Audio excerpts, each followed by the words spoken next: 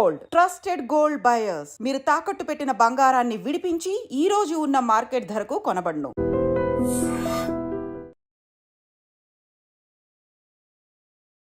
నమస్తే, welcome to I dream. Sangareddy జిల్లా మల్కాపూర్లో దారుణ ఘటన చోటు చేసుకుంది. విషయం ఏంటంటే, కన్న తండ్రి తన ఇద్దరు పిల్లల్ని అమానుషంగా ఉరివేసి చంపి తను కూడా ఉరివేసుకొని ఆత్మహత్య యత్నానికి పాల్పడ్డాడు.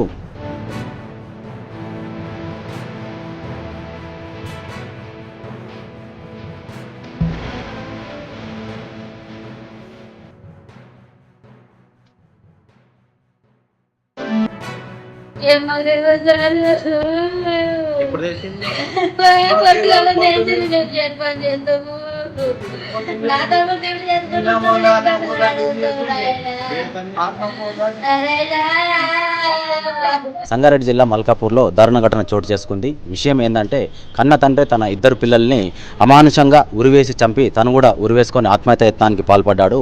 అతని పేరు సుభాష్. అతని వయసు వచ్చేసి 40 సంవత్సరాలు. వాళ్ళ ఇంట్లో కుటుంబ కలహాలు ఉండడం వల్ల భార్యాభర్తలకు చాలా రోజుల నుంచి గొడవలు కావడం వల్ల మనస్తాపానికి గురైపోయి తను వాళ్ళ భార్య వేరే వాళ్ళతో అక్రమ సంబంధం పెట్టుకుందని చెప్పేసి మనస్తాపానికి గురై తను ఎన్నోసార్లు భార్యకు చెప్పి చూసినప్పటికీ తను మారకపోవడంతో తన ఇద్దరు పిల్లల్ని ఉరివేసి చంపి తను కూడా బలవన్మరణానికి పాల్పడ్డాడు. అయితే ఇంటికి చుట్టుపక్కల ఉన్న వాళ్లకు ఇంట్లో నుంచి ఏదో దుర్వాసన వస్తుందని చెప్పేసి స్థానికులు ఇంటి దగ్గరికి వెళ్ళి డోర్లు బద్దలు కొట్టి చూడగా మృతదేహాలు లభ్యమయ్యాయి. విషయం ఏంటంటే, తండ్రే చంపినట్టు నిర్ధారణకు వచ్చిన స్థానికులు పోలీసులకు సమాచారం ఇచ్చారు. అయితే ఈ సుభాష్ని విచారించగా తన భార్యకు తనకు చాలా రోజుల నుంచి గొడవలు అవుతున్నాయని, తనకు ఆర్థిక ఇబ్బందులు ఉన్నాయని, దానివల్ల నేను నా భార్యకు ఎన్నోసార్లు చెప్పి చూసినా అయినా కూడా తను మారలేదని, నా ఫోన్ హ్యాక్ చేశారని, సీసీ ఫుటేజ్ కూడా వాళ్ళ హ్యాండ్ ఓవర్లో పెట్టుకున్నారని చెప్పేసి సుభాష్ చెప్పడం జరిగింది. అయితే భార్య తన పేరు వచ్చేసి మంజుల, తన వయసు 35 సంవత్సరాలు. తను ఆర్థిక సమస్యల వల్ల వేరే వాళ్ళతోటి అక్రమ సంబంధాలు పెట్టుకొని తన సమస్యల్ని తన కోరికల్ని తీర్చుకుంటుందని చెప్పేసి సుభాష్ వెల్లడించడం జరిగింది.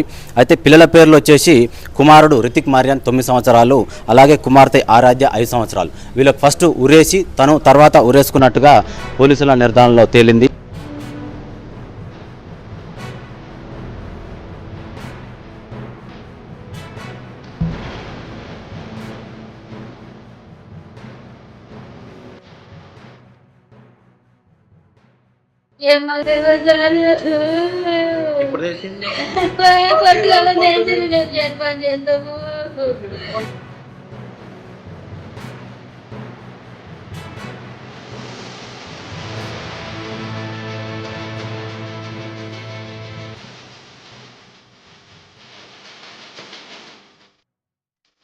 అయితే సంఘటనా స్థలం దగ్గర 4 పేజీల సూసైడ్ లెటరు రాసి ఉంచి తను సూసైడ్ చేసుకున్నట్టుగా నిర్ధారణలోకి వచ్చింది. ఆ లెటర్లో దాదాపుగా వాళ్ళ భార్యకు తనకి ఎన్నిసార్లు గొడవైంది, ఎన్నిసార్లు తన భార్యని మందలించిండు అనే విషయం గురించి పూర్తి స్థాయిలో ఆ లెటర్లో రాయడం జరిగింది.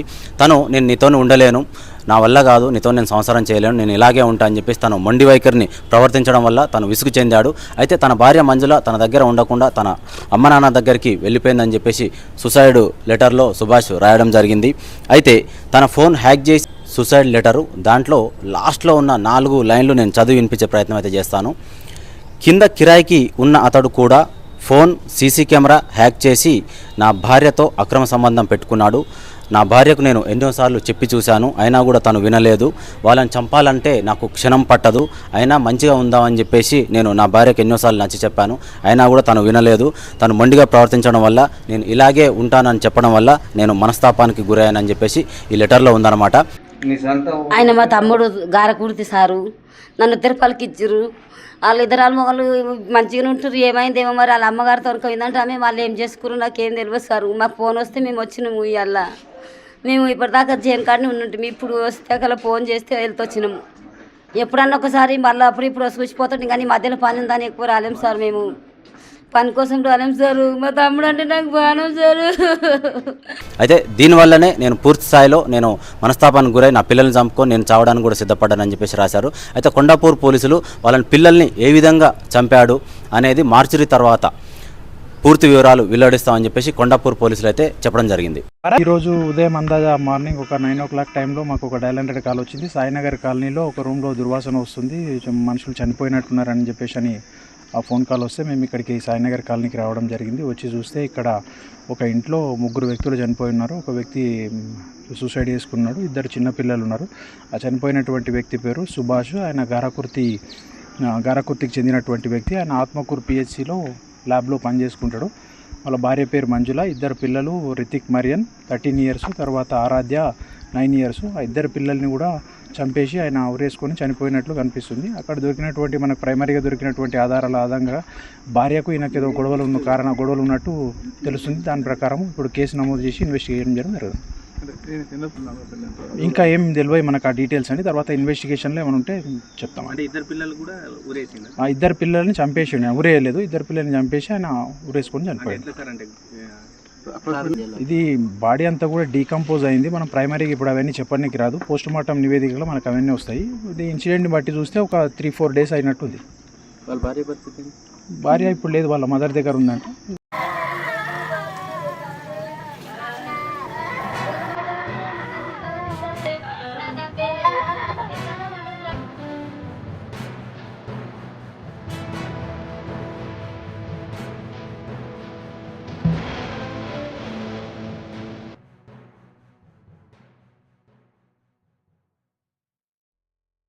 ఎప్పుడు తెలిసింది?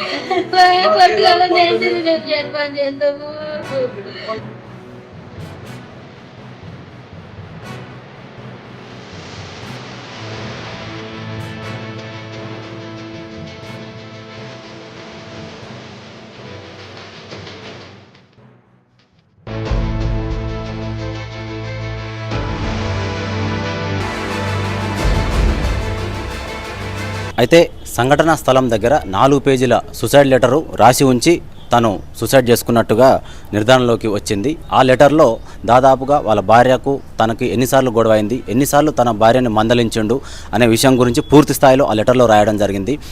నేను నీతోనే ఉండలేను, నా వల్ల కాదు, నీతో నేను సంసారం చేయలేను, నేను ఇలాగే ఉంటా అని చెప్పేసి తను మొండి వైఖరిని ప్రవర్తించడం వల్ల తను విసుగు చెందాడు. అయితే తన భార్య మంజుల తన దగ్గర ఉండకుండా తన అమ్మ నాన్న దగ్గరికి వెళ్ళిపోయిందని చెప్పేసి సూసైడ్ లెటర్లో సుభాష్ రాయడం జరిగింది.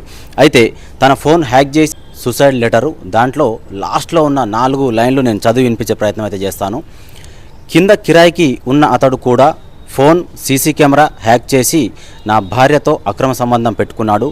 నా భార్యకు నేను ఎన్నోసార్లు చెప్పి చూశాను, అయినా కూడా తను వినలేదు. వాళ్ళని చంపాలంటే నాకు క్షణం పట్టదు, అయినా మంచిగా ఉందామని చెప్పేసి నేను నా భార్యకు ఎన్నోసార్లు నచ్చి చెప్పాను, అయినా కూడా తను వినలేదు. తను మొండిగా ప్రవర్తించడం వల్ల నేను ఇలాగే ఉంటానని చెప్పడం వల్ల నేను మనస్తాపానికి గురయ్యానని చెప్పేసి ఈ లెటర్లో ఉందన్నమాట. ఆయన మా తమ్ముడు గారకుర్తి సారు. నన్ను తిరుపతికి ఇచ్చిర్రు. వాళ్ళు 2 మొగలు మంచిగానే ఉంటారు. ఏమైందేమో మరి వాళ్ళ అమ్మగారితో పోయిందంటే ఆమె వాళ్ళు ఏం చేసుకున్నారు నాకేం తెలియదు సార్. మాకు ఫోన్ వస్తే మేము వచ్చినాము. ఇవాళ మేము ఇప్పటిదాకా జైన్ కాడనే ఉన్నట్టు ఇప్పుడు వస్తే అక్కడ ఫోన్ చేస్తే వెళ్తూ వచ్చినాము.